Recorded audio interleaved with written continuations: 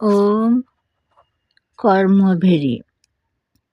ব্রহ্মচর্যের জ্যোতির্ময় মহিমা আমাদের যে দুরু চারিজনকে আলিঙ্গন করিয়াছে তাহারাই বলিয়াছেন, উরে বয় নাই এগিয়ে আয়।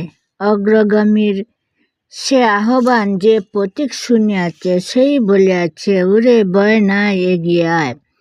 যাহারা পেছনে পড়িয়াছে তাহারা বলিতে চাহিতেছে, উরে ভয় নাই এগিয়ে আয়।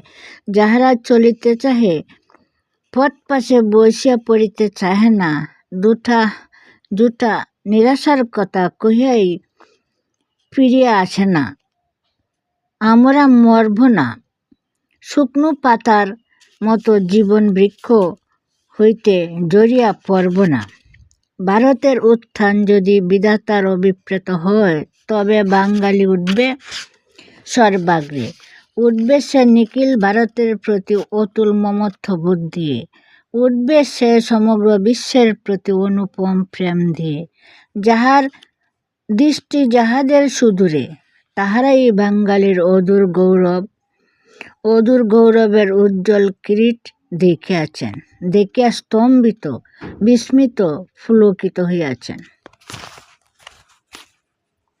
ঝড় ঝঞ্ঝার ঝাপটা বাতাসের মাতাল পাগলামির মধ্যে দিয়েও সে অনন্ত কোটি বিশ্ববাসীর জন্য শান্তির নির্মাণ করিবে জানিও।